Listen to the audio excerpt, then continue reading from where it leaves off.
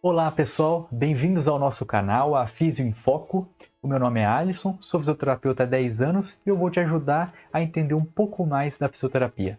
Hoje estamos aqui para bater um papo super importante, especialmente para aquelas pessoas que estão próximas de se formarem e para fisioterapeutas recém-formados.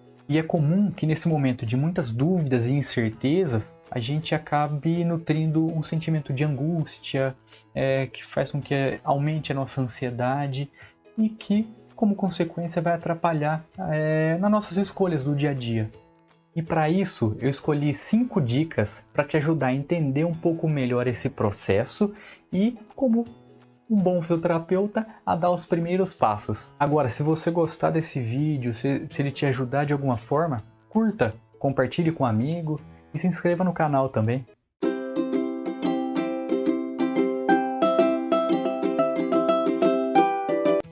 Então, a primeira dica que eu te dou é que entenda o processo. Entenda que esse momento que você está passando agora é um momento que ele é extremamente normal. A gente acaba se formando da faculdade sem conhecer muita coisa de mercado, sem conhecer muito a vivência do dia a dia de um fisioterapeuta. E isso vai fazer com que a gente tenha uma dificuldade muito grande em entender qual é o próximo passo depois de se formar. Será que é melhor eu já começar a trabalhar direto? Será que é melhor eu fazer uma especialização, me especializar em uma área específica? A grande verdade é que não existe um protocolo a ser seguido. Não tem como te dar uma resposta muito objetiva. O primeiro passo é esse que você deve tomar. Tudo depende da sua própria realidade. Talvez para você é realmente mais complicado parar 1 ou 2 anos para se especializar em alguma área específica, né? Então, para esse tipo de pessoa, talvez a melhor opção no momento é começar realmente a trabalhar. Em outros casos, por exemplo, a gente pode ter dúvida em qual especialidade se especializar. Então, nesse caso também, tenha um pouco mais de vivência em cada área, entenda um pouco como que funciona tanto a remuneração, que é muito importante sim, quanto a vivência, o seu dia a dia. Então, resumindo essa primeira dica entenda a sua realidade. Eu tenho certeza da especialidade que eu quero, eu entendo como que funciona o mercado, eu sei como que é o dia a dia desse profissional. Ótimo! Tem a opção de fazer uma especialização? Vá em frente, se especialize e comece a trabalhar depois. Agora, se eu tenho um pouco de dúvida entre todos esses critérios, espera um pouco mais, começa a trabalhar um pouco e entender como que funciona a especialidade num todo. Aí sim, dê o próximo passo. E a segunda dica, já pegando um gancho dessa primeira dica que a gente conversou, é como ter certeza de que a especialidade que eu escolhi, a especialidade que eu quero fazer, é realmente a escolha certa para o meu caso. E para essa escolha ser feita da forma mais assertiva possível, a gente precisa passar por 4 passos. É entender se, primeiro, eu gosto de estudar a teoria daquela especialidade, eu gosto da prática daquela especialidade, eu estou empenhado em entender como que é o mercado daquela especialidade em si e a rotina do profissional. Essa rotina vai caber dentro da minha vida? Então, para a gente conseguir compreender a importância desses 4 tópicos na escolha de uma especialização, é importante que a gente entenda que se eu não gostar da teoria, mas gostar do mercado, por exemplo, não vai funcionar. Isso porque quando eu precisar estudar aquele assunto específico, durante a especialização mesmo, eu tiver uma grande dificuldade de aprendizagem, isso vai me tirar da profissão daqui a um tempo. E o mesmo vai acontecer quando a gente pensa na prática. Às vezes eu gosto muito da teoria, mas chega na hora da prática eu não gosto. Então, por exemplo, eu gosto de neuro, gosto muito da teoria de neuro, tenho facilidade para aprender aquele assunto, mas durante a prática eu sinto que não é aquilo que eu quero. Não gosto tanto da prática quanto eu gosto da teoria. Isso também, com o passar do tempo, vai te tirar da profissão. Já no terceiro tópico, né? Eu gosto da teoria, eu gosto da prática, mas o mercado ele é um pouco ruim ainda. Eu não conheço o mercado, eu não consigo entender como que eu vou atender esse paciente. Será que vale a pena eu atender esse tipo de paciente? por convênio? Será que eu vou ter demanda suficiente nesse primeiro momento para conseguir paciente particular? Então, se eu não conseguir compreender isso e passar 1 ou 2 anos e eu não me estabelecer no mercado, vai me frustrar. E a última é o dia a dia, né? A vivência, como que é o dia a dia desse profissional. Por exemplo, eu sou fisioterapeuta respiratório, trabalho com terapia intensiva em hospital. Então, eu não tenho final de semana certo, eu trabalho final de semana, trabalho feriado, trabalho Natal, Ano Novo, aniversário, eu não tenho dia certo para trabalhar. Será que essa rotina que eu tenho para você serviria? Né? Talvez essa minha realidade para você não sirva, mesmo se gostar muito da teoria, mesmo se gostar muito da prática, mesmo que eu entenda um pouco melhor o mercado, entenda que essa pode ser a melhor escolha para mim naquele momento, mas eu sei que a longo prazo essa vivência, esse dia a dia vai me prejudicar bastante, o que vai fazer com que eu desanime da profissão e desanime da especialidade também. A terceira dica que eu te dou é: faça alguns cursos rápidos de áreas que você tem afinidade. Por exemplo, faça um curso de auriculoterapia, faça um curso de ventilação mecânica, faça um curso de bandagem funcional. Isso vai te ajudar a continuar estudando realmente, não perder o gosto pelo estudo e ao mesmo tempo captar um público para já começar a atender. Isso vai favorecer demais o seu aprendizado na forma profissional e vai te dar mais certeza de qual área realmente você quer atuar.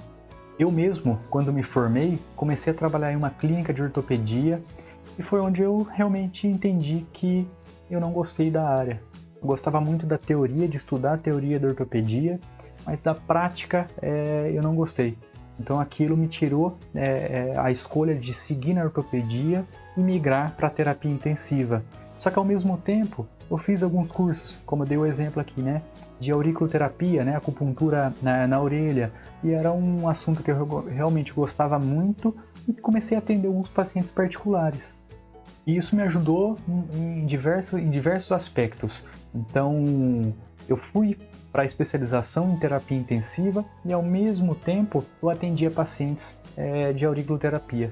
Isso me ajudou tanto em me manter na especialização, né, de receber um dinheiro, de ter a minha própria independência, mesmo que seja de forma reduzida, só que ao mesmo tempo eu consegui ter aquele conhecimento de como atender um paciente, de como conversar, de como ter essa vivência profissional de verdade. Então não tenha medo de errar, de se expor, de entender como que funciona o mercado. Não quer dizer que eu saí da faculdade, comecei a trabalhar com ortopedia, eu não gostei. O meu caso, não gostei, não quer dizer que eu tenho que seguir isso pro resto da minha vida. Então, eu escolhi outra área, comecei a estudar, enquanto eu trabalhava em uma área que eu tinha uma certa afinidade. A quarta dica que eu te dou é: melhore a sua forma de se comunicar, ou seja, melhore a sua comunicação. É muito comum a gente perceber a reclamação de alguns pacientes, por exemplo, quando vão ao médico e o médico não olha nos olhos, ou que acham que a consulta foi rápida demais e não teve a atenção necessária. E muitas vezes, né, uma consulta mais rápida, um atendimento um pouco mais rápido é o que realmente precisa ser feito. A grande questão é que falta um vínculo entre o terapeuta, né, o profissional, e o paciente, para eles conseguirem entender qual que é o papel de cada um e o que cada um está fazendo naquele momento. Muitas vezes a gente usa, né, de termos um pouco mais técnicos, por exemplo, para tentar explicar alguma coisa que o paciente não faz a mínima ideia do que seja. Isso vai dificultar demais. E a forma de entendimento disso, ela só se dá por uma boa comunicação. Então, se você tem uma dificuldade na comunicação, de se expressar, ou talvez porque seja um pouco mais tímido ou não goste de falar muito, comece a trabalhar isso, porque essa é uma questão que é de extrema importância e que é de reclamação de muita gente, né? Então, muitos pacientes reclamam de que não tem esse vínculo mais com o terapeuta, com o profissional, né? Então, quando a gente consegue expressar e explicar para o paciente o porquê e como a gente está fazendo aquilo, tudo vai se tornar mais fácil. e não só com o paciente. A gente precisa entender que a comunicação ela faz parte do nosso dia a dia, seja na relação terapeuta-paciente, seja na relação profissional. Então, quando a gente consegue se expor e fazer uma comunicação de forma efetiva, vai ajudar muito mais, né? Então, por exemplo, eu posso me expor para um outro profissional que tem uma clínica de uma especialidade que eu tenho uma afinidade. Posso chegar e conversar com ele. Olha, eu preciso começar a estagiar aqui, talvez, acompanhar algum atendimento seu. Então, só que para a gente conseguir chegar nesse passo, a gente conseguir fazer isso se tornar realidade, é preciso passar pelo caminho da comunicação antes, né? Então, treine comunicação, treine falar em público, treine se expressar melhor. E a quinta dica que eu te dou é: aprenda um pouco de planejamento financeiro. Isso é de extrema importância, seja para você ter uma clínica, a sua própria clínica, onde você vai trabalhar talvez com convênio médico ou então com pacientes particulares, seja para você ser um assalariado, ou seja, trabalhar para uma empresa, trabalhar para uma outra pessoa. Aprenda que o seu desenvolvimento profissional depende do seu planejamento financeiro. É muito comum que a gente saia da faculdade ainda sobre os cuidados dos nossos pais, né? Muitas vezes quem cuida da nossa parte financeira são nossos pais. Então, se a gente não aprender isso de forma efetiva nesses primeiros meses de formados, né? nesse início nosso como profissional, com o passar do tempo isso vai se tornar insustentável. Com o passar do tempo, a ascensão profissional ou progresso profissional muitas vezes vai depender do seu manejo financeiro, né? Então, para você conseguir ampliar um pouco mais o seu negócio, talvez para você fazer um certo investimento em um certo tipo de aparelho, por exemplo, você vai demandar de dinheiro. E esse dinheiro não vai sair mais, por exemplo, da sua mãe, do seu pai, mas ela vai acabar vindo do seu próprio esforço. E caso você não consiga gerir da forma correta, né, da forma responsável a sua questão financeira, isso vai te prejudicar demais no seu futuro. E assim a gente chega ao fim desse vídeo com 5 dicas que são essenciais para recém-formados e que eu gostaria muito de ter recebido logo que me formei.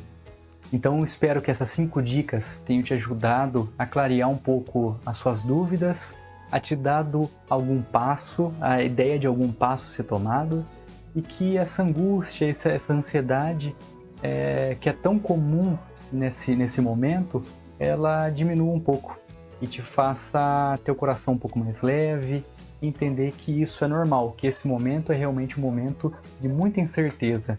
Então coloque essas 5 dicas aí em um papel e comece a entender onde você se encaixa dentro da sua própria realidade, né? Então aproveite esse processo, pense com calma e não desanime. Então te agradeço imensamente por ter assistido esse vídeo até o final. Curta o vídeo, compartilhe novamente e deixe seu comentário aqui também. Compartilhe com a gente também a sua experiência, a sua vivência, como que está sendo para você esse processo de recém-formado ou aqueles que estão próximos de se formar, né? Como que está sendo esse momento. Então, gente, até a próxima. Tchau, tchau.